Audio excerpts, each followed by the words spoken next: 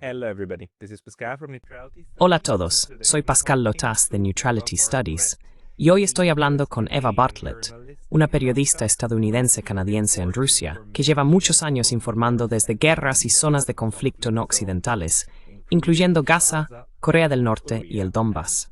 Eva, gracias por conectarte. Eva, thanks for coming online. Gracias por invitarme, Pascal. Disfruto do programa. Thank you very much, and I really admire Muchas gracias. Y realmente admiro todo el trabajo periodístico que haces, porque ya sabes, personas como yo comentamos sobre las cosas, pero tú eres una periodista de verdad.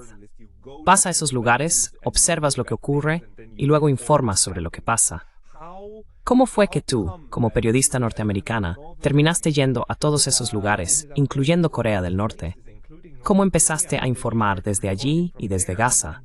¿Cómo fue tu trayectoria? What was your journey like? Siempre me gusta ser completamente honesto al decir que yo era apolítico.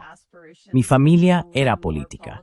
No tenía ninguna aspiración en el periodismo ni en la política cuando estaba en el instituto o en la universidad.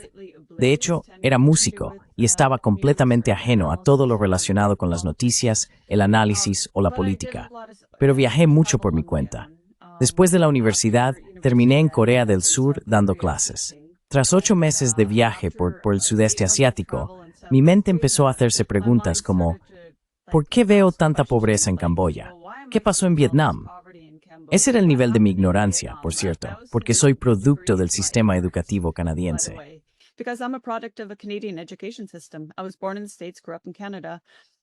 Nací en Estados Unidos y crecí en Canadá. Y simplemente no nos enseñan, salvo que tengas mucha suerte y te toquen buenos profesores, la verdadera historia del mundo. Te enseñan la historia que quieren que sepas, que es muy reduccionista y de hecho incorrecta. Así que empecé a informarme por mi cuenta, y esto fue a principios de los años 2000. Por supuesto, Palestina en ese momento estaba muy presente en las noticias, no en los medios convencionales, sino en los medios independientes. Así que empecé a escuchar las noticias todos los días, y me horrorizaba lo que oía entonces, que era lo que estaba ocurriendo en Palestina.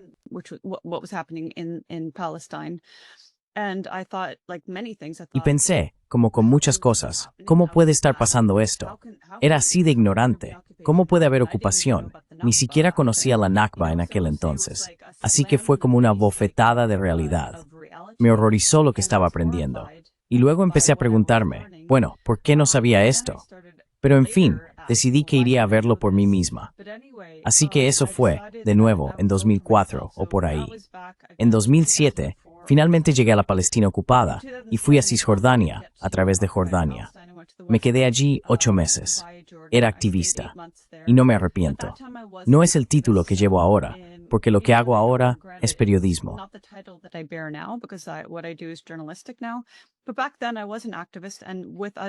Pero en aquel entonces yo era activista y junto a otros internacionales, la idea era que iríamos al extranjero, a los lugares más afectados por la brutalidad del ejército israelí, el Estado israelí o los colonos ilegales. Como consecuencia, vi las secuelas de las invasiones del ejército israelí en ciudades y pueblos. Vi el trato humillante, degradante y deshumanizador que sufrían los palestinos en los puestos de control. Y vi cómo estos colonos fanáticos, absolutamente absurdos, absolutamente odiosos, viles e ilegales, brutalizaban a los palestinos y les robaban sus tierras. Literalmente los vi robar tierras durante muchos meses en una aldea llamada Susia, al sur de Hebrón, o Khalil en árabe.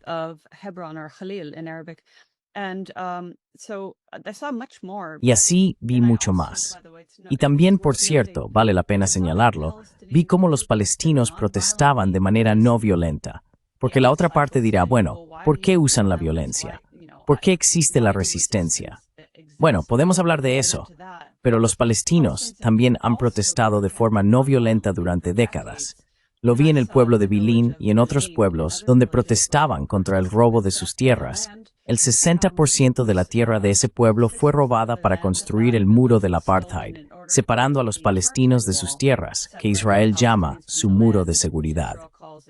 Y así vi cómo el ejército israelí disparaba botes de gas lacrimógeno de alta velocidad contra una multitud de manifestantes desarmados antes de que ocurriera nada, antes de que algún joven manifestante lanzara una piedra en represalia.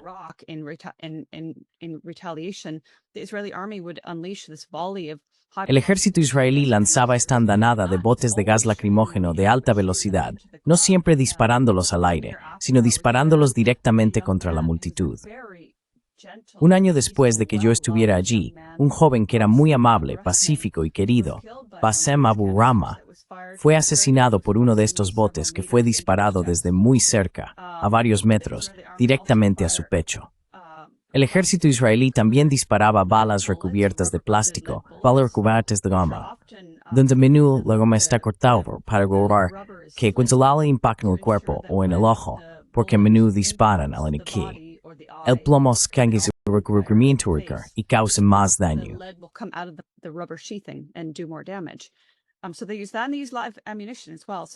Así que utilizan eso, y también munición real. Vi todas estas cosas durante 8 meses en Cisjordania. Me arrestaron una vez durante 2 días. Eso en sí mismo no es una gran historia. Sin embargo, fue porque estaba con palestinos que protestaban por la colocación de un control militar israelí en sus tierras, en una carretera que les cortaba el acceso a la ciudad más cercana, Nablus. Y cuando quitaron ese control, el ejército vino y lo reforzó con excavadoras y tierra. Así que porque estábamos allí con los palestinos, nos arrestaron. Y esto es muy interesante. El ejército israelí dijo, esta es ahora una zona militar cerrada.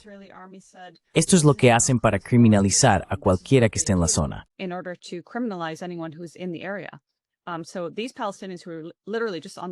Así que estos palestinos, que literalmente solo estaban en su tierra intentando despejar el camino para poder llegar a la ciudad cercana, algunos de ellos fueron arrestados y algunos de nosotros activistas también fuimos arrestados.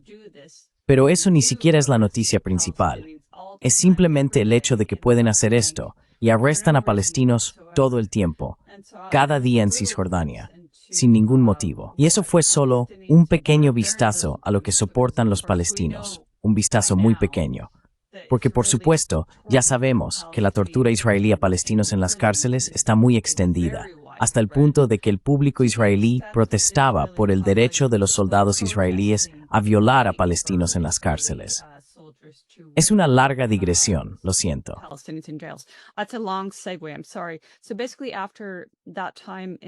Básicamente, después de ese tiempo en Cisjordania, y después de que finalmente fui deportado por las autoridades israelíes, ya había estado en contacto con alguien, un periodista de Rafah, en Gaza, y era consciente de lo infinitamente peor que era la situación en Gaza, porque está tan aislada y cortada del mundo. Había estado intentando llegar allí. Así que en 2008, finalmente llegué en uno de los movimientos de flotilla, el primer movimiento de flotilla, el movimiento Gaza Libre. Llegué en noviembre. No, en realidad fue 2 años antes. Creo que eso fue en 2010. Esto fue en 2008. Así que el primer barco llegó, creo, en julio o agosto. En agosto, creo. En realidad eran 2 barcos. Luego el segundo, 1 o 2 meses después.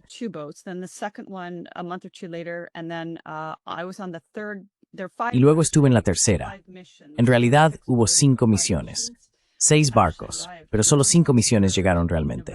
Yo estuve en la tercera, en noviembre. Después de eso, tras la 5ª misión, cualquier barco que intentara entrar en aguas internacionales y aguas palestinas fue detenido violentamente por la Marina israelí. Francamente, no sé por qué nuestros barcos lograron pasar. Una lancha patrullera israelí nos ordenó dar la vuelta, pero ya habíamos decidido colectivamente. Éramos unas 25 personas a bordo, la mayoría de las cuales eran miembros europeos del Parlamento. También estaba la periodista israelí Amira Haas, que escribe para Haaretz, y algunos activistas como yo.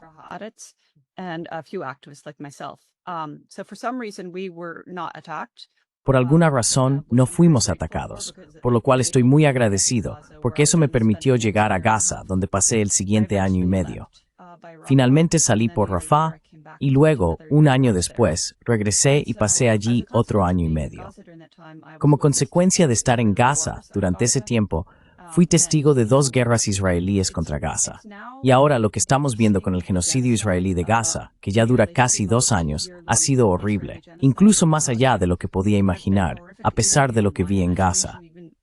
Así que parece quizás poco relevante hablar de la guerra de 2008-09 contra Gaza, que Israel denominó plomo fundido, o de la guerra de noviembre de 2012 contra Gaza.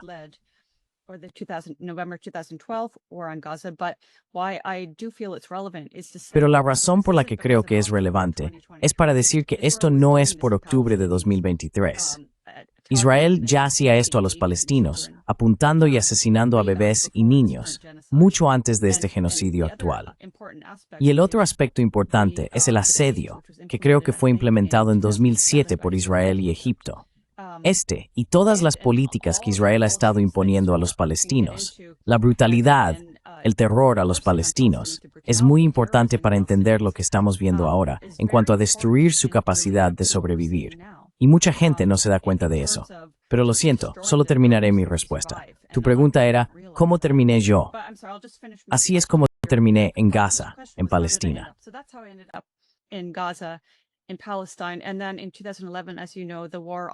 Y luego en 2011, como sabes, comenzó la guerra en Siria. Yo estaba en contacto con personas de la región y seguía medios que no eran los convencionales, así que no creí que fuera una revolución desde el principio. No lo creí, no sabía nada sobre Siria. Francamente, no tenía ningún estereotipo ni a favor ni en contra de Siria. También era ignorante sobre Siria, pero entendí que eso no era una revolución. No pude llegar allí. Salí de Gaza en marzo de 2013.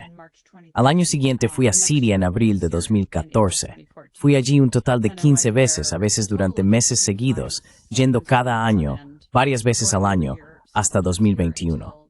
Así que tuve, diría yo, una visión muy detallada de cómo se desarrolló esa guerra en Siria.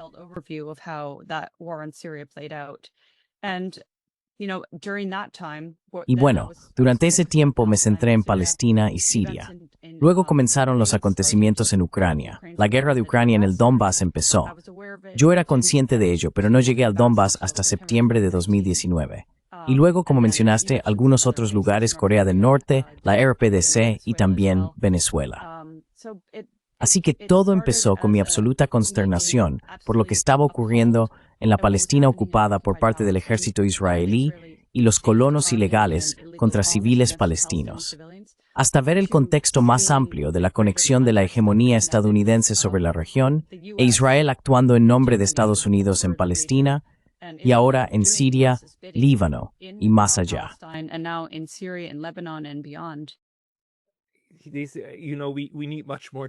Sabes, necesitamos mucho más tiempo. Solo tenemos 1 hora, y la profundidad de tus experiencias es tan grande que necesitaríamos mucho más tiempo para profundizar en todas ellas. Estoy absolutamente seguro, y lamento que no podamos hacer justicia a todo esto. Pero tienes una visión panorámica de lo que ocurre en todas estas zonas de conflicto, y gran parte de ello, especialmente en Gaza, y con los palestinos, pero también en Siria y el Donbass, está orientamente respuesta que se habla de personas que simplemente stilen dominas.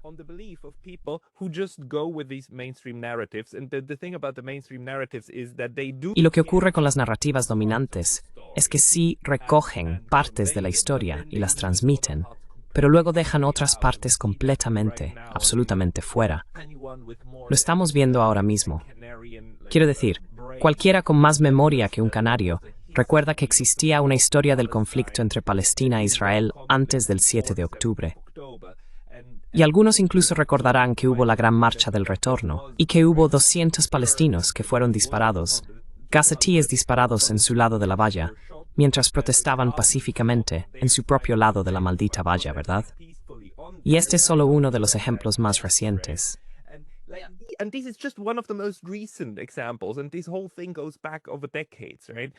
Y todo esto se remonta a décadas atrás, ¿verdad? Pero lo que más me frustra, y sobre lo que tú hiciste algo concreto, es que no lo sabrás a menos que realmente vayas, o a menos que intentes relacionarte con personas de allí, o con medios que intentan mostrar el otro lado de la historia. Este tema de la construcción de narrativas, que tú intentas contrarrestar activamente, esta construcción de narrativas unilaterales, ¿cómo es posible en tu opinión, que en sociedades libres, y sí creo que las sociedades occidentales son generalmente libres, ¿cómo es posible que se construyan tantas narrativas absurdas que luego apoyan esta hegemonía occidental?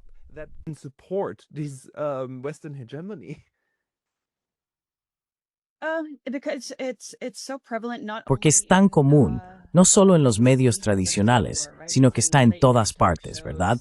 Está en los programas de entrevistas nocturnos, está en los clubes de comedia, incluso en una visita de regreso a Canadá. Mi primera visita a Canadá después de estar fuera durante 4 años. Finalmente volví el año pasado para ver a mi madre anciana. Y hasta en espacios públicos, escuché a un chico joven hablando de los rusos feos. Y le dije, ¿cómo lo sabes? ¿Has estado en Rusia? Y él, le dije, quizá deberías intentar ir allí y hablar con rusos y ver si son tan tontos, feos y estúpidos y todos los calificativos peyorativos que quieras añadir, como crees que son. Y él dijo, oh, y de hecho se me acercó un par de días después.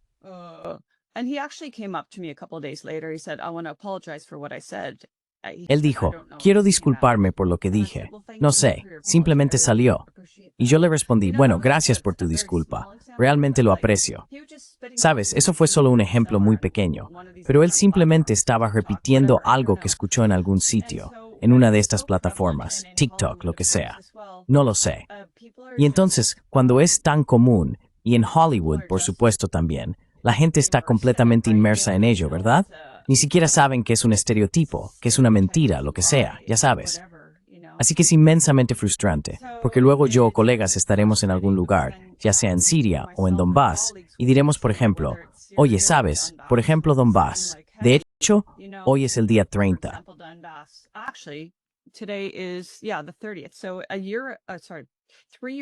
Así que, hace 3 años hoy en Donetsk, en la tarde del 30 de julio, Ucrania disparó, no sé cuántos cohetes fueron, que contenían estas pequeñas minas, apodadas minas mariposa.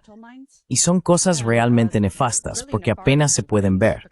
Se camuflan muy bien con el suelo, son de colores neutros, verdes o marrones.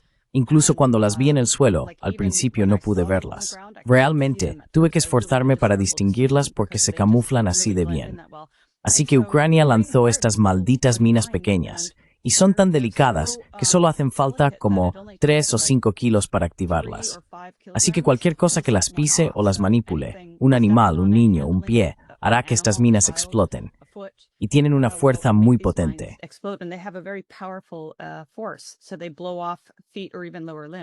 Así que estas minas arrancan pies o incluso extremidades inferiores.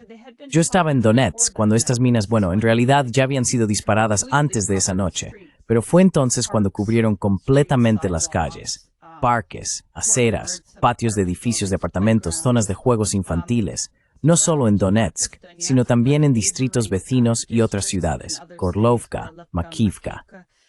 Y hasta hoy, el número de personas mutiladas por las minas. Creo que la última cifra que vi era de 184. Conocí a un chico joven, de 14 años, al que le voló la parte inferior de la pierna. Un chico realmente encantador. Y él, esto parece una historia inventada, pero iba caminando por un parque infantil para ir a ver a su abuela y pisó una de estas minas y perdió la parte inferior de la pierna. Así que, en fin, mi punto es... Y estas no son armas que te ayuden a ganar una guerra. Son armas que simplemente aterrorizan a la población, ¿verdad?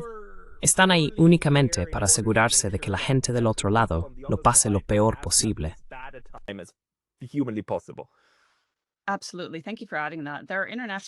Absolutamente. Gracias por añadir eso. Están prohibidas internacionalmente. Y Ucrania, creo que hasta hace poco, al menos Ucrania era signataria de la prohibición de estas minas, y tenían una reserva de 6 millones que debían destruir. Pero cuando escribí sobre ello hace un par de años, solo habían destruido poco más de 2 millones. En fin, lo que iba a decir es, y realmente aprecio que hayas señalado ese punto, estas minas no tienen ningún objetivo estratégico en zonas civiles, que es donde Ucrania las utilizó. No van a ganar la guerra.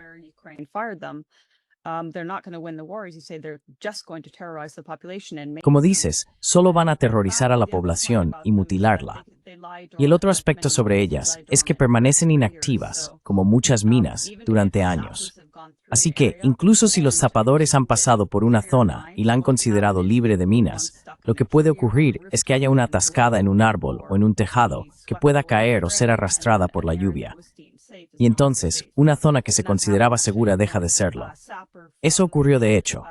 Un zapador, no recuerdo si era de Donetsk o un zapador ruso allí, perdió un pie cuando en una zona considerada segura pisó una mina.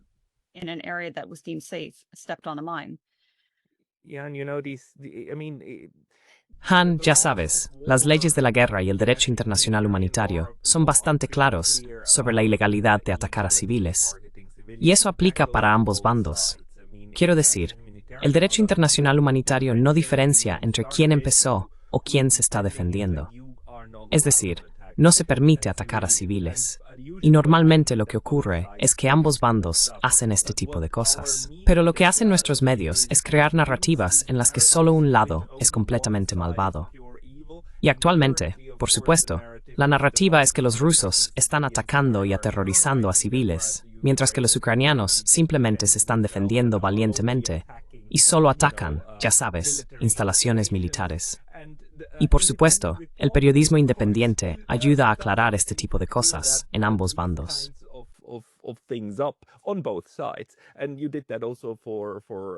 Y tú hiciste eso también en el caso de Israel, ya sabes. Y todo lo... Quiero decir, la ilegalidad con la que Israel está llevando a cabo su campaña de exterminio, quiero decir, supera con creces incluso la guerra entre Ucrania y Rusia, muchas veces. Así que en realidad es de otra magnitud. Pero, ¿por qué crees que los periodistas occidentales, que también deberían estar interesados en eso, tan pocos van? Quiero decir, tenemos a otros en Occidente. Tenemos a Chris Hedges, que hizo eso e incluso se fue. Trabajaba para The New York Times, ¿verdad? Originalmente Chris Hedges. Quizás, no lo recuerdo, creo que sí. Y se fue. Y tenemos a un par de personas que hacen eso, pero son muy pocos y distantes entre sí. ¿Por qué no hay más? Que vayan a algún lugar en particular. O en general, y luego trabajen en esto. Quiero decir también contigo en el Donbass y demás. ¿Cuántas personas, como periodistas occidentales, realmente intentaron entender seriamente lo que estaba pasando? ¿Cuántos tienes? Quiero decir, debe de haber algunos. How many do you have? I mean, there must be. Quiero decir, hay varios periodistas occidentales independientes que han ido allí o están basados allí. Se me ocurren muchos, pero si te refieres a los medios tradicionales no se me ocurren muchos. De hecho, a principios de 2022 he estado en el Donbass 10 veces. La primera vez, como dije, fue en septiembre de 2019. El resto de las veces fueron principalmente a lo largo de 2022 y luego un par de veces en los años siguientes. Pero la mayoría de esas veces fui, de hecho, casi todas esas veces excepto una, fui por mi cuenta. La única vez que no fue así fue con una delegación del Ministerio de Defensa, el Ministerio de Defensa ruso. Esto fue en marzo, olvido la fecha exacta, fue un evento vertiginoso, una delegación de 2 días, creo. Estuvimos tanto en la República Popular de Lugansk como en la de Donetsk.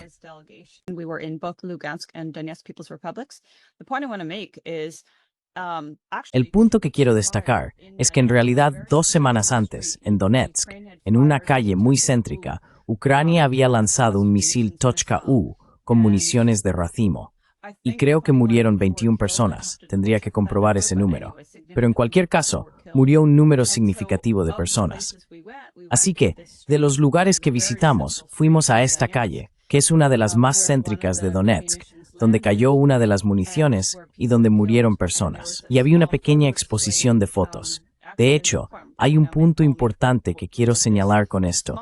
Una pequeña exposición de fotos del día, con gente alrededor, personas heridas o personas, el caos, los daños, el duelo de la gente. Y en esta delegación había 2 medios franceses. También había representantes de medios árabes, algunos de los cuales son medios que no respeto, porque participaron en la propaganda de guerra contra Siria.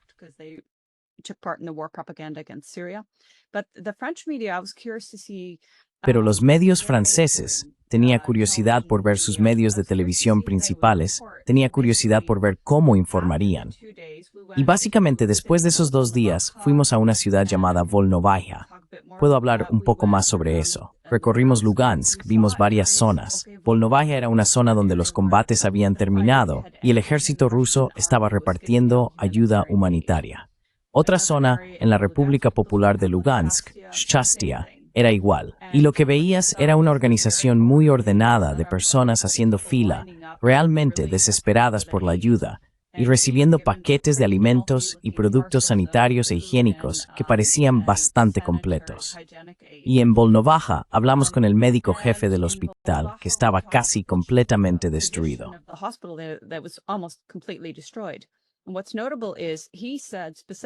Y lo notable es que dijo específicamente que las fuerzas ucranianas ocuparon el hospital, minaron la UCI antes de irse. Lo dijo de forma muy concreta.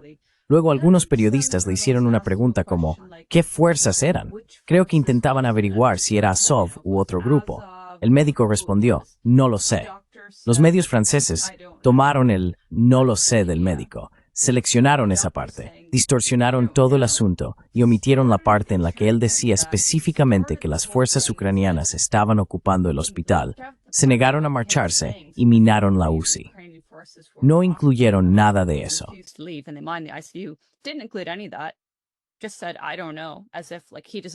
Simplemente dijo, no lo sé, como si no supiera qué causó los daños en el hospital. La implicación siendo, por supuesto, que fue Rusia. Y luego no dijeron nada sobre todo lo demás que vimos. No hablaron en absoluto sobre los 8 años previos a 2022 de la guerra de Ucrania en el Donbass, de lo cual escuchamos extensamente por parte de Denis Pushilin en Donetsk y del jefe, lo siento, he olvidado su nombre, de la República Popular de Lugansk también. Y vimos una exposición horrenda de fotos en Lugansk que mostraban cómo fueron esos 8 años previos de ataques ucranianos, así como los elementos nazis y la tortura de civiles.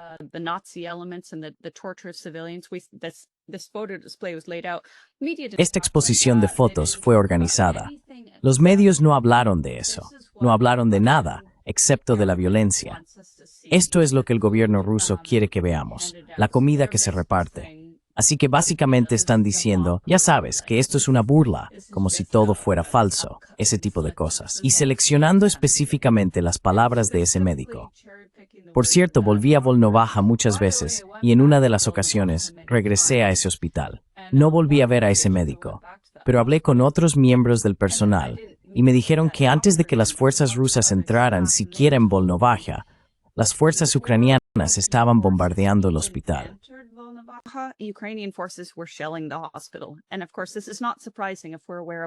Y por supuesto, esto no es sorprendente si somos conscientes de lo que hicieron en Mariupol y en otros lugares.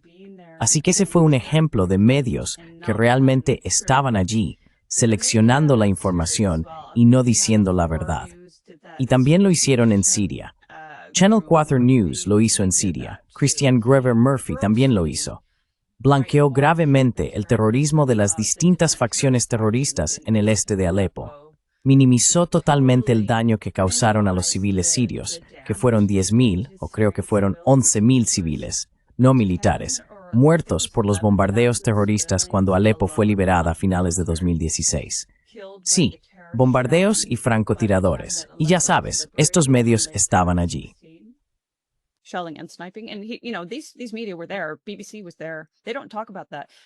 La BBC estaba allí. No hablan de eso.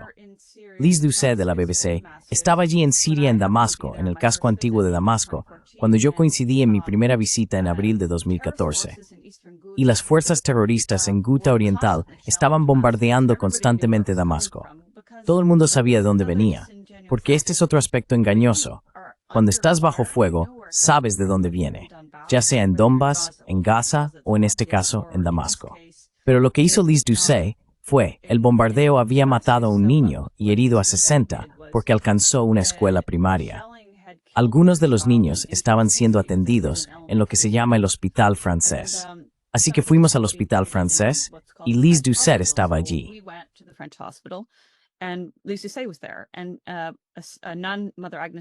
Y una monja, la madre Agnes Mariam, que es una mujer bastante astuta, cuando se dio cuenta de que era la BBC, dijo, «Quiero saber, ¿vas a decir la verdad?» Y Liz Doucet simplemente asentía con la cabeza. «Sí, sí». Y la madre Agnes decía, ¿Vas a decir la verdad de que fuerzas terroristas bombardearon esta escuela y que estos niños resultaron heridos por ello? Liz Doucet asintió con la cabeza. Más tarde escribió un informe para la BBC en el que dijo, literalmente, no recuerdo exactamente, pero fue algo así como, el régimen, cito, afirma que fueron los rebeldes, cierro cita, pero los lugareños creen que fue el régimen, lo cual es una completa tontería, si se me permite decirlo, porque, como dije, todo el mundo sabía de dónde venían.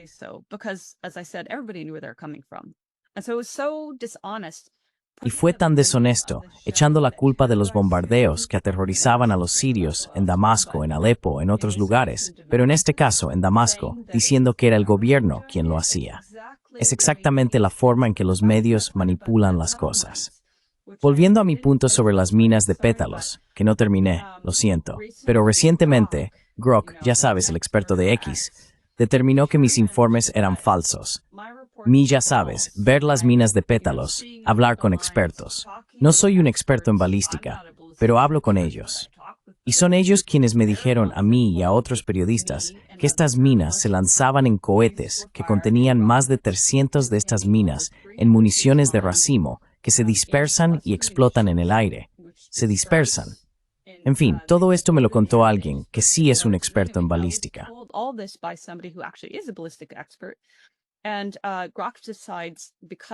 Y Grok decide, por Reuters, Human Rights Watch, Channel 4, Snopes, Channel 4 y Snopes no tienen nada que ver con el Donbass. Me han difamado por mis reportajes desde Siria y he hecho una refutación explicando por qué sus difamaciones eran incorrectas. Pero en fin, Grok recopila todos estos medios tradicionales y otras fuentes que hacen el reportaje, entre comillas, de Washington, y por lo tanto determina que lo que vi con mis propios ojos es incorrecto. Así que, volviendo a lo que preguntaste antes, como, ¿por qué la gente no lo sabe? ¿O cómo es que la gente cree mentiras? Quiero decir, mira cuántas veces ves a personas en Grok. Oye, Grok, esto es cierto, es preciso. Y luego Grok simplemente publica un montón de basura que se alinea con la narrativa occidental.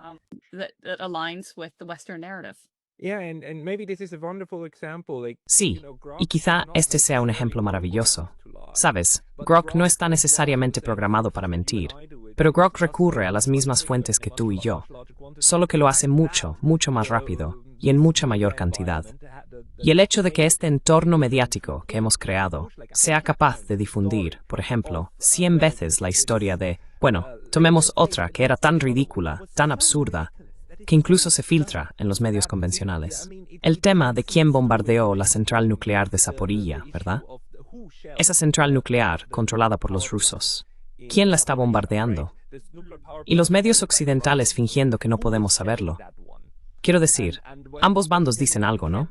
No podemos saber quién está bombardeando esa, porque los rusos son tan malvados que a veces atacan su propia central nuclear, ¿verdad?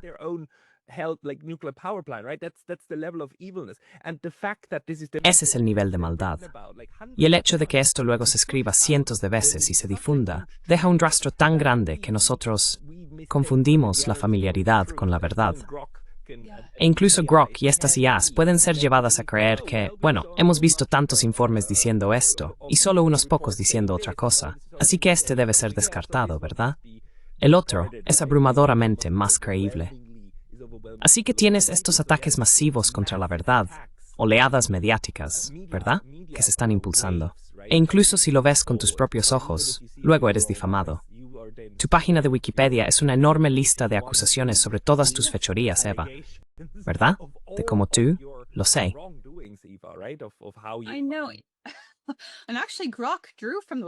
Y de hecho, Grok sacó la información de la página de Wikipedia. Lo sé porque a menos que la hayan editado y corregido, decían una cosa menor, pero decían que me mudé a Rusia en 2019. No es cierto, me mudé aquí en 2021. Ya sabes, ese es el nivel de su investigación. Así que Grok realmente citó eso en uno de los hilos sobre mí, que ya sabes, Eva Bartlett es una teórica de la conspiración canadiense-estadounidense, bloguera rusa, bla bla bla, marioneta del Kremlin, bla bla bla, se mudó a Rusia en 2019. Y yo pensando, Grok, ni siquiera puedes acertar en eso. Pero en realidad fue interesante.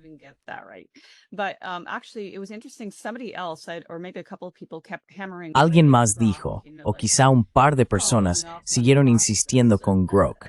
Ya sabes, como siguiendo la afirmación de Grok de que yo estaba informando falsamente sobre el uso de minas pétalo por parte de Ucrania. Y al final, Grok en realidad estaba diciendo que era el video del chico de 14 años. Y entonces alguien le preguntó a Grok, ¿qué muestra esto? Y él respondió, este es el reportaje de Eva Bartlett sobre el uso de minas pétalo por parte de Ucrania en el Donbass. Así que en realidad, determinó, no siguió la línea occidental en ese momento, porque alguien más había hecho suficientes preguntas, supongo para, no entiendo los mecanismos de cómo funciona esto, pero cambió de opinión. Sin embargo, había un punto que quería mencionar. ¿Cuál era?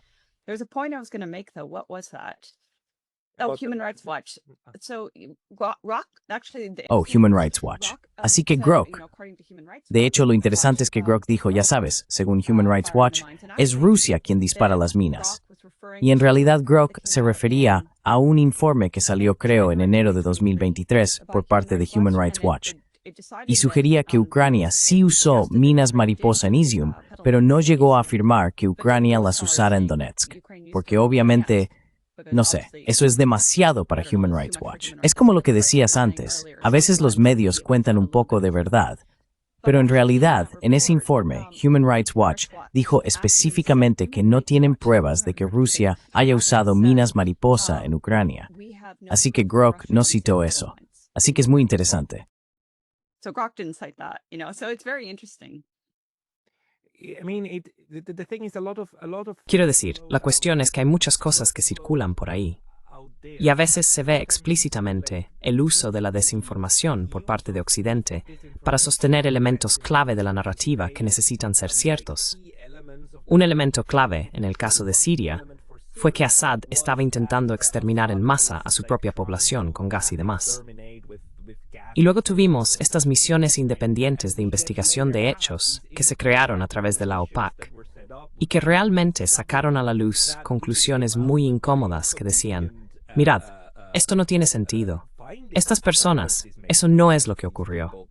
Y luego, la propia OPAC estuvo bajo presión y retiró algunos informes. Pero tenemos a los investigadores que salieron y dijeron, mirad, esto es un escándalo.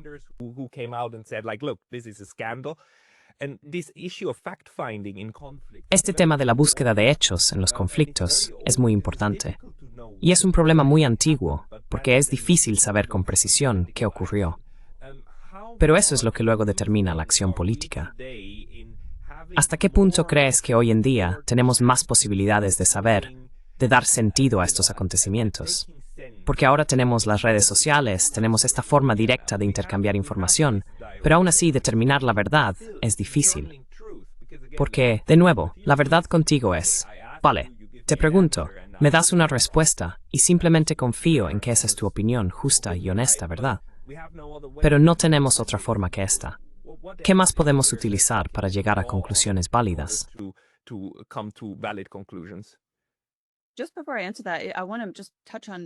Antes de responder a eso, quiero hablar sobre Ghouta, que fue el principal lugar donde se acusó al ejército sirio de usar un arma química. Fui allí unas 2 semanas después de las acusaciones y fui al punto médico, la escena donde los cascos blancos simularon estar lavando con una manguera a un niño pequeño, que luego fue con otros 18 sirios a testificar que en realidad no hubo un ataque con armas químicas y que este niño le va a usar armas así es blasang. Fui a ese punto médico y hablé con un joven. No era médico.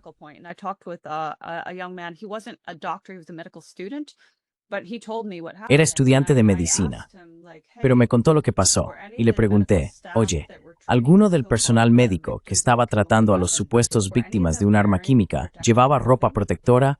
No. ¿Alguno de ellos se enfermó después? No. Y también me dijo lo que ocurrió, porque yo hablo árabe. No hablo árabe clásico perfectamente, pero entiendo muy bien el árabe coloquial, que es el árabe común que se habla todos los días. Y entonces me dijo que entraron gritando Kamawi, Kamawi, que significa Konare. Y luego los médicos empezaron a decir, pero realmente no están seguros qué hacer.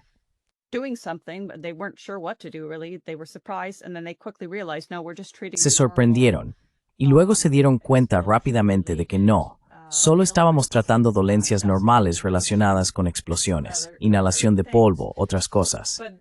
Pero el otro punto que quería mencionar es que después caminé por Ghouta y hablé con la gente. Y hablo de conversaciones cara a cara con las personas. Sí, tenía un traductor conmigo. Tenías que tener un traductor contigo. Pero, sinceramente, normalmente el traductor se equivocaba y yo podía entender que no estaba diciendo lo correcto. Así que, en fin, siempre preguntaba a la gente. Y por cierto, tampoco me gustaba usar un lenguaje cargado. Ya sabes, como, ¿qué te hicieron los terroristas de Jaish al-Islam? What did the terrorists of Jaish al-Islam do to you? I just said, how was your life here under Jaish al-Islam? Acabo de preguntarles, ¿cómo era vuestra vida aquí bajo Jaish al-Islam, por ejemplo? Y me decían que nos mataban de hambre. Tenían el control de toda la comida. No nos dejaban trabajar en nuestros campos agrícolas. Tenían todo nuestro ganado. Dispararon a todos los animales antes de irse. Sabes, estas eran las cosas que me contaban. Y yo les preguntaba, ¿y el ataque químico? Y decían que no, si hubiera habido un ataque químico, me habrían tirado de la manga para contármelo. De lo que realmente me tiraban de la manga para hablarme era de las ejecuciones en la calle cometidas por Jaish al-Islam, del acaparamiento de comida y de cómo mataban de hambre a los civiles, y del puro terrorismo. Los rebeldes moderados. Sí, esos son los rebeldes moderados. Sí, y sí, hay mucho que podría decir sobre eso. Pero volviendo a tu pregunta. Bueno, creo que en lo que respecta a las redes sociales y Gaza específicamente, lo que es diferente ahora, lo que es diferente ahora en comparación con cuando yo estuve allí, es que ahora es un genocidio al 100% desde hace casi 2 años, pero se está retransmitiendo en directo. Y cuando yo estuve allí, no teníamos tecnología ni capacidad para retransmitir en directo. Literalmente, iba a grabar algo, luego volvía y si había internet, escribía un informe o enviaba un vídeo, pero normalmente solo eran fotos e informes. Y ahora la gente está retransmitiendo en directo su propio genocidio las 24 horas del día, los 7 días de la semana. Así que quiero decir, es que, mientras que durante el primer año o más,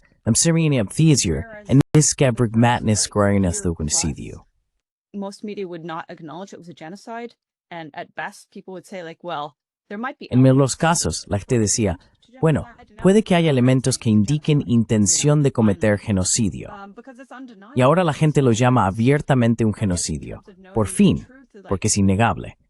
Así que supongo, en cuanto a conocer la verdad, por ejemplo, si miramos la llamada Fundación Humanitaria de Gaza, el supuesto grupo de ayuda estadounidense-israelí, que básicamente insistía en que solo ellos podían operar en Gaza para distribuir ayuda humanitaria bajo el pretexto de que Hamas estaba robando la ayuda. En realidad, The Cradle fue el primer medio en el que vi hablar sobre, tendría que buscar su nombre, Abu Shabab. En fin, un palestino, pero trabajando para los israelíes y vinculado al ISIS. Su banda terrorista era responsable de saquear la ayuda, y además lo hacía bajo la protección del ejército israelí.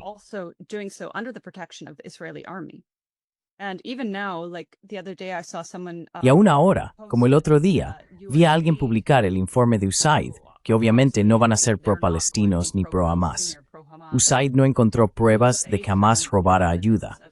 Así que bajo esa premisa de que esta es la única manera, no la ONU, no la UNRWA, y no es que sea fan de la ONU, solo lo digo, la Agencia de Naciones Unidas para los Refugiados de Palestina tenía mecanismos para distribuir ayuda en toda Gaza. No era suficiente, no era adecuado, no era una gran ayuda, pero era ayuda, y los mecanismos existían. Ahora vemos un escenario muy al estilo de los Juegos del Hambre, distópico, donde los palestinos son conducidos como ganado a largos pasillos para intentar llegar al punto donde se pueda distribuir alguna ayuda.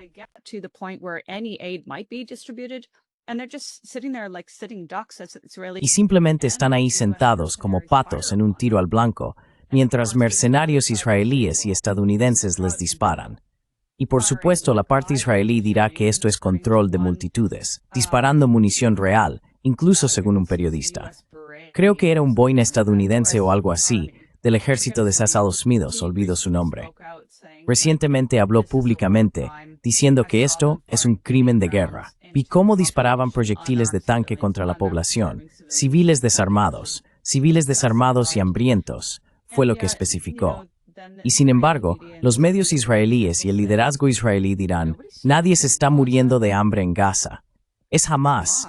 Si alguien tiene hambre, es Hamás. Hamás se ha quedado con la ayuda. Tienes las imágenes de personas siendo abatidas a tiros. You have the footage of people being gunned down. It is insane on so many levels. I mean, Es una locura a muchos niveles. Quiero decir, de nuevo, escenas al estilo de los Juegos del Hambre, postapocalípticas, que estamos viendo y que están siendo grabadas, ¿verdad? Y los tiroteos y bombardeos contra estas personas están siendo grabados. Y por suerte, esas imágenes salen a la luz. Pero, también, esta semana, quiero decir, la contranarrativa que Israel está construyendo ahora es que la ONU es la que está reteniendo 600 camiones cargados de comida, que la ONU no está distribuyendo, que el crimen del hambre está en manos de la ONU. Y acaban de difundir eso, y se está difundiendo en masa. La cantidad de tweets que veo sobre esto, de parte de personas que claramente son israelíes, no sé si son personas reales o solo bots. No lo sé. I don't know whether they're real people or just bots. I don't know, but it all goes into this one direction. Pero todo va en una sola dirección. Es una locura. Nos piden que creamos que mientras Gaza está herméticamente sellada por el ejército israelí, es la ONU la que está bloqueando la ayuda. Mientras tanto, los israelíes dicen que los únicos que pueden operar aquí son estas fundaciones humanitarias, ¿verdad? Hacen eso al mismo tiempo. Y aún así, funciona. En algunos sectores de Occidente, funciona. Algunas personas dicen, oh sí, pero jamás debería liberar a los rehenes.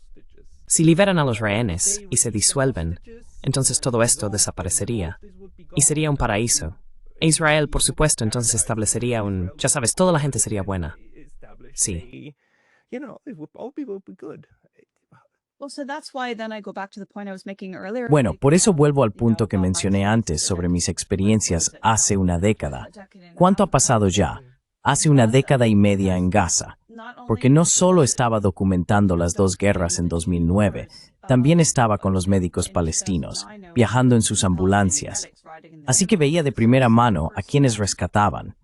Y también podía decir, mirad, en ninguna de las ambulancias en las que estuve estaban transportando combatientes de la resistencia, lo que Israel llamaría, entre comillas, terroristas, porque esa era una de sus excusas para atacar y matar, asesinar a los médicos palestinos. Decían que las ambulancias transportaban a miembros de Hamás. Y puedo decir con total honestidad que eso no es cierto. Nunca vi que transportaran combatientes de la resistencia, en mi experiencia. Por otro lado, una ambulancia en la que yo iba fue atacada por francotiradores israelíes durante las horas de alto el fuego. Came under Israeli sniper fire during ceasefire hours. I can testify to that. In fact, the guy I was with. Puedo dar fe de eso. De hecho, el chico con el que estaba lo grabó. Hubo unos 14 disparos de un francotirador israelí durante las horas de alto el fuego contra esta ambulancia, contra los sanitarios que iban uniformados, desarmados y recogiendo un cuerpo de la calle. Pero lo que también quería decir, no solo eso, sino lo que mencioné antes, es que todas estas políticas que ha implementado Israel, no solo el asedio, aunque el asedio tampoco debe minimizarse porque es muy brutal, literalmente impidieron la entrada de pañales, comida, fertilizantes, semillas, cualquier cosa que se te ocurra, incluso gas para cocinar. Los palestinos empezaron a usar queroseno para cocinar, y los israelíes impidieron la entrada de queroseno. Israel impidió la entrada de lo más básico para la vida, incluyendo y especialmente medicinas y equipos médicos. Including especially medicines and medical equipment. And so the crisis, Así que la crisis de, los hospitales tienen una crisis en Gaza porque han sido bombardeados, destruidos, invadidos y bombardeados de nuevo por Israel. Pero incluso antes de 2023, ya en 2008 cuando llegué allí, los hospitales estaban en un estado de crisis constante y necesitaban desesperadamente medicamentos esenciales. Y eso ha seguido ocurriendo desde entonces, ya sabes.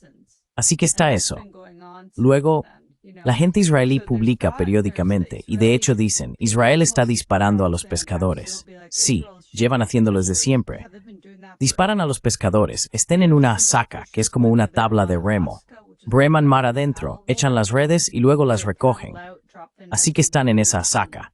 Normalmente solo llevan puestos unos pantalones cortos. Así que tienes a este pescador palestino delgado en pantalones cortos, claramente desarmado.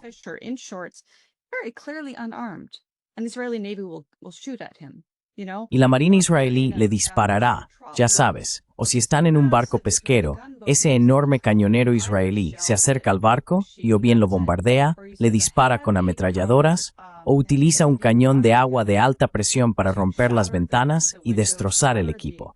Y ponen un químico en ese cañón de agua que hace que los palestinos huelan a excremento durante días. Y secuestran a los pescadores, y se llevan los barcos de pesca. Todo esto, Israel ha estado destruyendo su economía con el asedio y con los ataques a la agricultura. Lo mismo. Yo solía ser voluntario con agricultores, y estábamos bajo fuego israelí todo el tiempo. Podías oír las balas silbando junto a tu cabeza.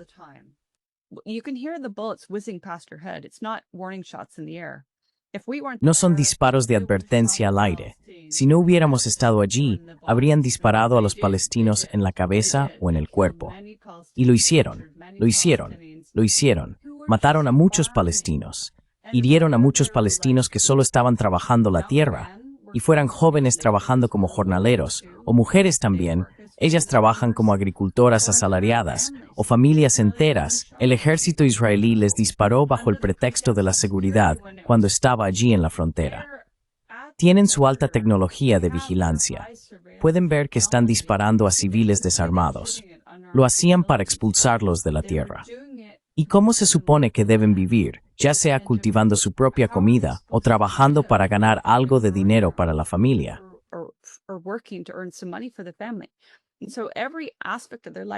Así que cada aspecto de su vida estaba bajo control israelí y bajo destrucción por parte de Israel. Y esto es desde el año 2000. Yo fui allí en 2008. Pero no sé cuándo comenzaron los ataques a agricultores y pescadores, probablemente mucho antes de eso, pero al menos desde la época en que estuve allí y después. Esta ha sido la realidad. Los palestinos encerrados aquí, en Gaza, en esta zona tan pequeña, sin poder salir, sin poder recibir atención médica. Los israelíes no se lo permiten. Sin poder estudiar en el extranjero, no se lo permiten. Y además, se les arrebata cualquier forma imaginable de ganarse la vida. Así que hablar del 7 de octubre o de liberen a los rehenes, liberen a los 10,000 rehenes palestinos.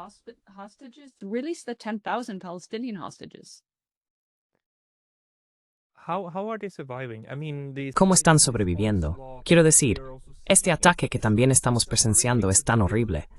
Pero aún así la gente se aferra.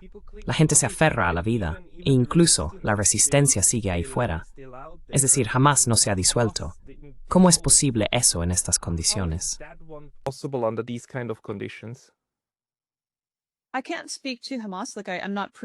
No puedo hablar por Hamas. No tengo acceso a cómo funcionan sus túneles ni a cómo están sobreviviendo. Lo que sí puedo decir es que siguen infligiendo siguen atacando al ejército israelí, matando soldados israelíes, nombrándolos, destruyendo equipo. Así que todavía están ofreciendo una resistencia muy fuerte. Y al parecer esto ha causado mucha preocupación en la sociedad israelí. Pero para los palestinos, los civiles, tienen una resiliencia increíble, casi en realidad en un muy hermoso. No me refiero solo a la navegación, me refiero a todo gas. La vía más preciosa, a paz la destruida es la pobreza fatigada.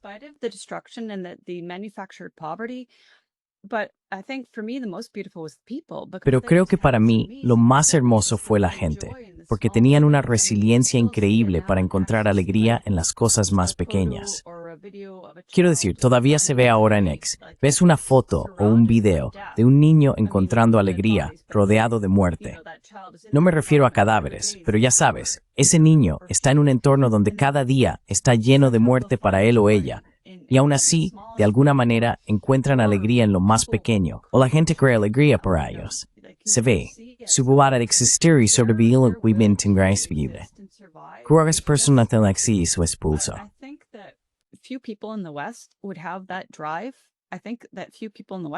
Creo que pocas personas en Occidente podrían sobrevivir al infierno y los horrores que los palestinos han soportado durante tanto tiempo. Y además, cabría esperar que eso hiciera que los palestinos fueran personas llenas de odio. Pero, en mi experiencia cuando estuve allí, eran personas muy cariñosas. Sí, odian al gobierno de Estados Unidos por lo que hace. Apoyar a Israel, armar a Israel.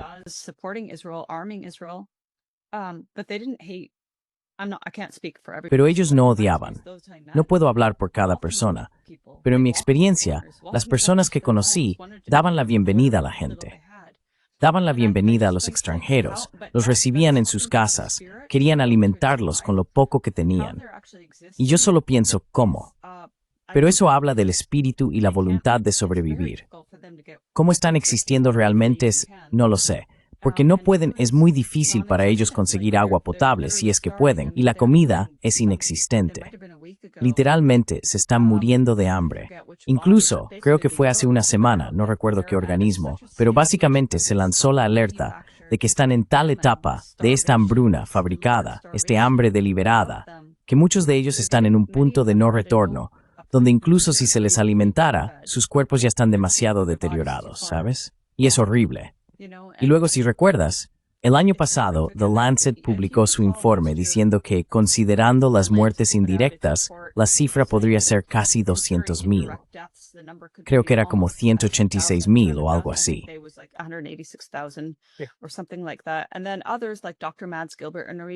Y luego otros como el Dr. Mads Gilbert, un médico noruego que ha trabajado como voluntario en Gaza con gran valentía.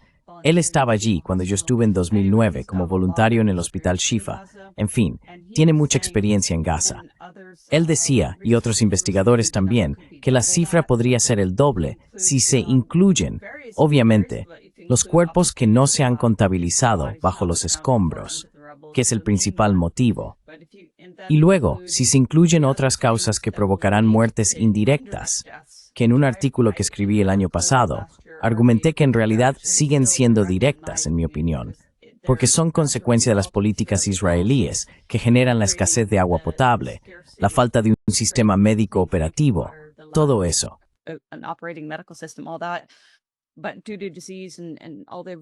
Pero debido a las enfermedades y a todas las dolencias transmitidas por alimentos y agua, moriría más gente. Y recientemente vi un informe, olvidé el nombre del tipo, lo siento, pero él decía, basándose en ese informe de The Lancet, que hizo su propio cálculo, y dado el tiempo transcurrido, puedo buscarlo para ti. Pero básicamente, en resumen, decía que ahora el número de muertes, directas e indirectas, podría ser, ¿cuál era el número? 484,000 o algo así. Sí.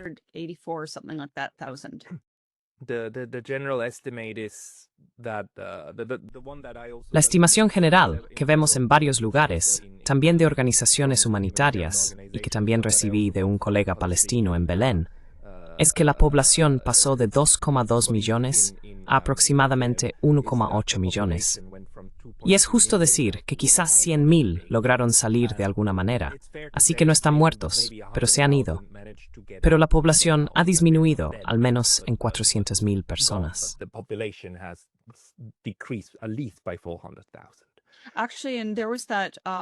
En realidad, hubo un académico israelí que escribió un informe que se publicó en alguna publicación de Harvard. En ese informe, lo que llamó la atención de la gente fue que en, creo, la página 5 de un informe de 8 o 9 páginas, había un gráfico que mostraba y él también describía estas llamadas zonas seguras humanitarias. Fue bastante honesto al decir que en realidad son trampas mortales. Pero había un gráfico que mostraba las zonas de población estimadas por, creo, el ejército israelí. Ahí fue donde la gente se dio cuenta de que faltaban 400,000 personas o más. Como dijiste, la población debería haber sido de 2,2 millones, y el gráfico solo contabilizaba alrededor de 1,8 millones.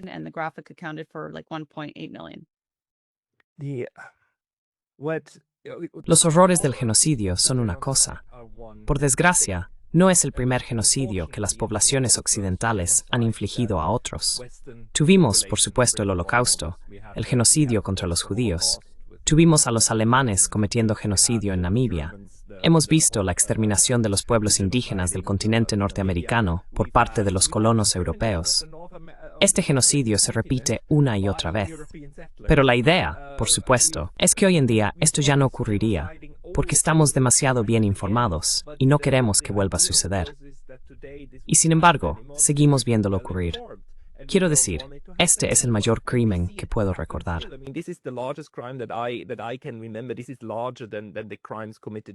Esto es aún más grave que los crímenes cometidos incluso en Siria. Y es este entorno mediático y este entorno de poder los que de algún modo acaban produciendo estos horrores. ¿Tienes alguna esperanza de que en este mundo multipolar hacia el que nos dirigimos, donde tenemos a Rusia, donde tenemos a China, donde tenemos a los BRICS, seamos capaces como humanidad de crear los mecanismos para evitar esto?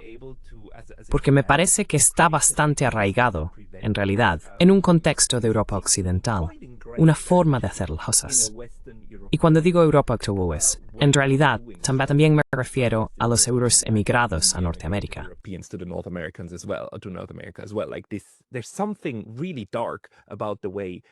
Hay algo realmente oscuro en la forma en que nuestra civilización hace las cosas.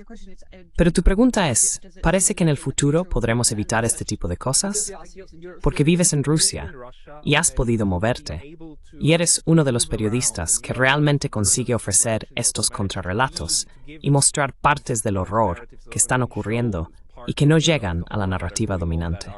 ¿Crees que tendremos más oportunidades en un mundo donde el entorno mediático no esté completamente bajo el control del que manda?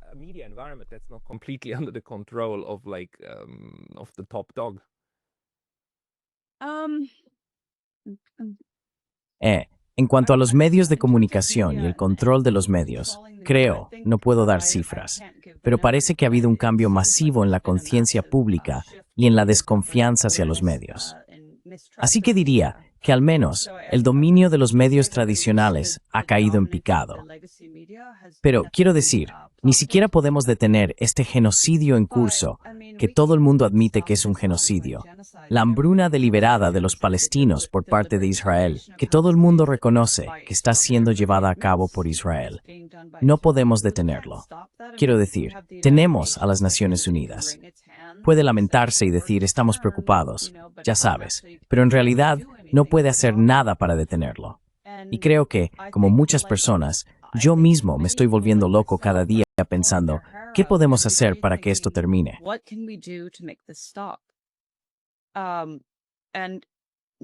Y ninguno de los llamados organismos internacionales, que en teoría deberían detener esto, puede o quiere hacerlo. Creo firmemente que debemos apoyar a la resistencia, que son los únicos que realmente están haciendo que Israel se lo piense dos veces. Es, por ejemplo, Yemen. Ya sabes, su ataque a barcos, haciendo declaraciones como, si estos barcos están de alguna manera afiliados a puertos israelíes, los vamos a atacar hasta que pare el genocidio en Palestina, hasta que pare el genocidio en Gaza. Eso es una acción concreta. Y si vemos más de eso, quiero decir, cuando Irán respondió a los ataques no provocados e ilegales de Israel contra Irán, Irán ni siquiera utilizó, según todas las fuentes, su arsenal tecnológico más avanzado.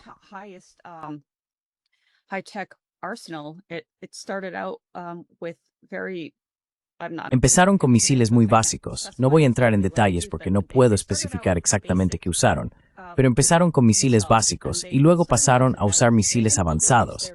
Ni siquiera utilizaron sus armas más poderosas. E Israel ya estaba llorando. Quiero decir, causaron daños significativos en Israel. Si eso volviera a ocurrir, si Irán respondiera de nuevo con municiones más potentes, podríamos ver, no lo sé, no puedo predecirlo, el fin del Estado de Israel. Y con esto quiero ser claro, no estoy pidiendo que la gente mate a todos los israelíes. Estoy hablando del fin de este Estado racista y de apartheid. Durante décadas, algunos palestinos han pedido un solo Estado democrático, que garantizaría equidad y libertad para todos los ciudadanos, a diferencia de este actual Estado israelí demoníaco.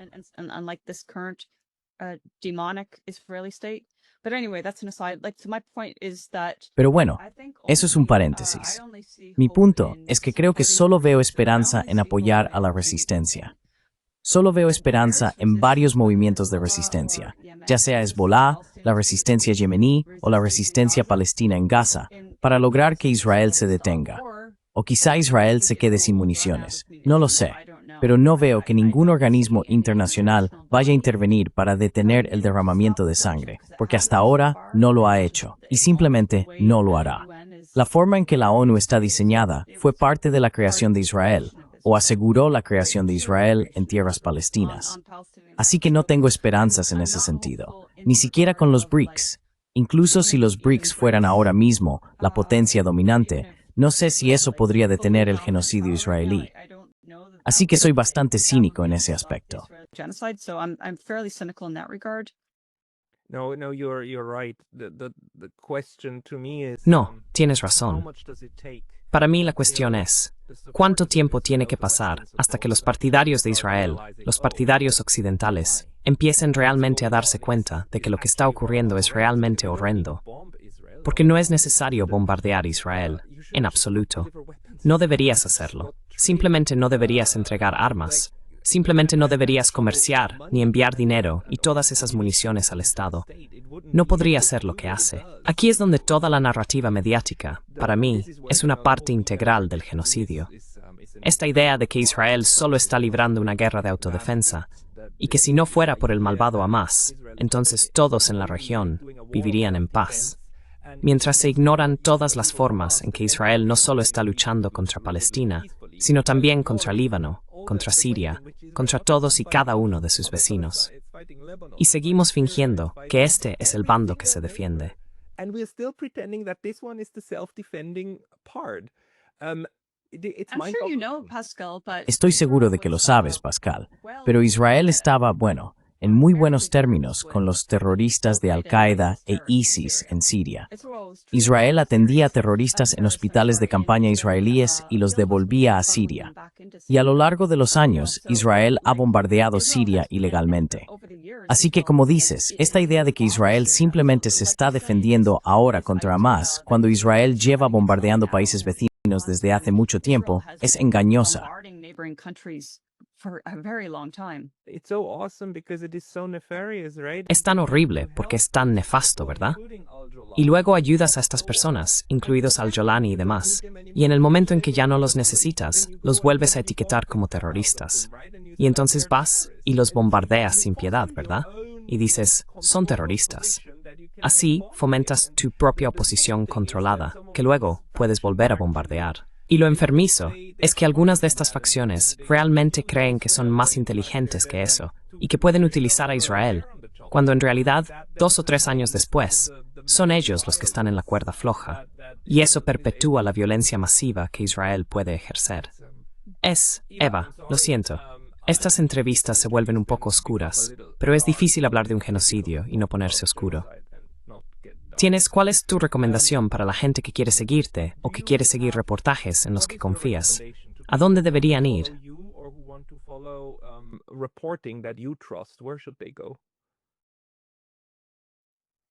Let's see. I find it very difficult on Veamos. X, you know, Me resulta muy I difícil still en a X. great deal of Sabes, shadow banning todavía hay mucho and shadow banning y manipulation, manipulación. so, I mean, Así que there's quiero some decir, other hay varias cuentas que sigo en people on X, that pero they no don't siempre las fully ve la get gente. seen by people. I get A mí told mismo me myself dicen que that mi cuenta mine no... wasn't, you know, La gente dice, bueno, ni siquiera sabía que todavía estabas en X. Así que últimamente dependo más de los canales de Telegram. Mi propio canal de Telegram es, como es, Reality Theories, y comparto mi propio trabajo. Pero también comparto el trabajo de otras personas. Gente creo que adicta lo repedoling en situaciones que huelgan en escuchas que sinen. spoken truth that I think should be heard.